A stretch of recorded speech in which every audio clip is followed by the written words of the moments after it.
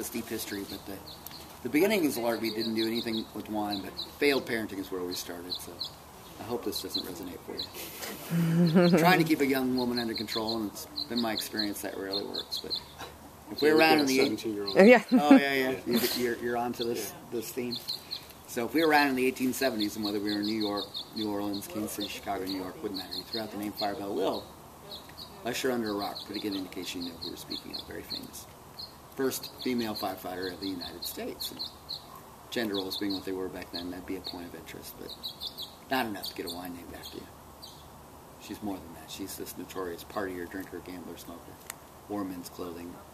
Wow. There was a social moray in the 1870s. This gal was just going to blow right past it. She came from this socialite, well-to-do family in San Francisco, so she might expect this behavior gets some attention. Press is all over. We've got kind of a Victorian version of Paris Hilton on our hands here we're dealing with. So the dilemma. What do you do with such a child? I mean, what would you do? Their solution was to get her the heck out of San Francisco. So they buy 1,050 acres up here in Napa. They went from that ridge line to that ridge line all the way up to that knoll where Sterling is. And the thought process was, we'll get her up here, we'll build her a house. Kind of peaceful and bucolic up there in Napa. Maybe she'd settle down, get married, have a few babies, and that's our family name, would be safe. Okay. Emotional math that makes sense to me. And if we were to drive maybe a mile past us on the Silverado Trail, the valley floor gets very broad and spacious.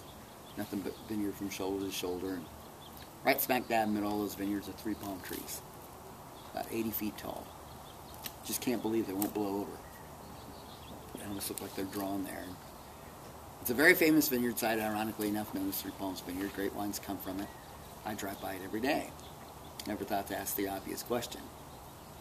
What the heck are they doing there? They've been left there because they memorialize a very famous site in our own history.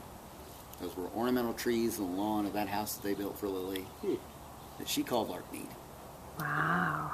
So we got Lily in this nice, peaceful setting, Victorian house, wraparound porch, everything seems right with the world, but come on now, that's not much of a story. So Lily, not to be held down or let my story down, she just brings the party to Larkmead. So we get this steady stream of drinker, gambler, smokers, and celebrities of the day coming up for these all-night sessions, and man, they would tear it up. Mark Twain's of the world, the Russian dignitaries, the list would go on and on.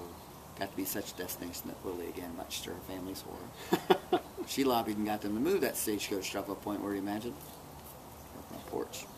Oh my goodness. To this day, it's known as Larkmead Crossing. That's how you found me today. Wow. Now she eventually settles down. She gets married and goes back to be a big part of San Francisco history. Sadly, though, not a happy marriage that she's involved in. So her energy went into philanthropy work for one of her pet causes, which is firemen and firehouses. And there's a good reason for this. I wish it were salacious. That'd make for a better story. She was actually saved from a tragic fire at the age of 9, so a very natural sense of duty and obligation kicks in that she's loved not just in San Francisco, but throughout the country. So when she passed away, she left a third of her fortune in the city. Very simple request. Do something with this money, beautify the town that she loved. And if you ever get to San Francisco and you make it up to North Beach on Telegraph Hill, there's a very iconic San Francisco landmark known as Coit Tower. That was built with her money. Wow. That's great. A very long-winded version of how we got our name and why this one's called the Firebell. Wow. That's amazing. Great. That's really neat. It's a great story.